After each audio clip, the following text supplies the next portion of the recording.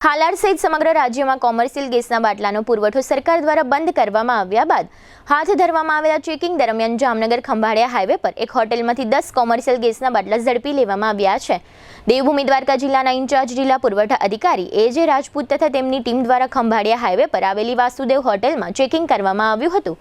આ ચેકિંગ દરમિયાન કોમર્શિયલ ગેસના 10 બાટલા એવા મળી આવ્યા હતા કે જે અંગેનો કોઈ આધાર પુરાવા કે બિલા હોટેલ સંચાલક પાસે ન હતા।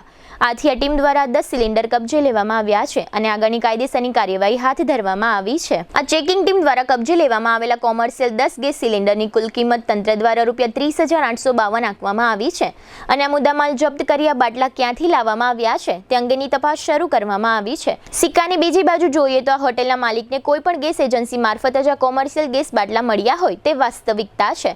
હોટેલ માલિક જેટલા ગુનેગાર છે તેટલા જ ગુનેગાર ગેસ એજન્સીના સંચાલક પણ છે, માટે તંત્ર દ્વારા ઊંડાણપૂર્વકની તપાસ કરીને ગેસ એજન્સી સામે પણ ગેરકાયદેસર ગેસ સિલિન્ડર આપવાનો ગુનો દાખલ થાય તેવી લોક માંગણી ઉઠવા પામી છે।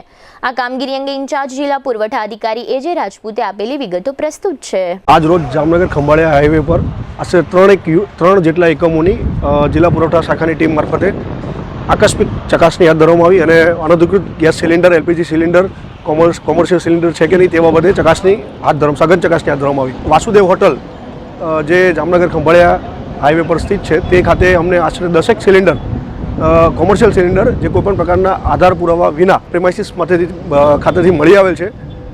જે બાબતે પ્રોપરેટર વાસુદેવ હોટલ પાસે પૃચ્છા કરતા તેઓ કોઈપણ પ્રકારના સક્ષમ આધાર પુરાવા કે બિલ રજૂ કરી શકેલ ન હોય તમામ 10 સિલિન્ડરને અમારી તંત્ર દ્વારા રાજસાત કરવાની આગળની કાર્યવાહી નિમણૂક હાથ ધરેલ।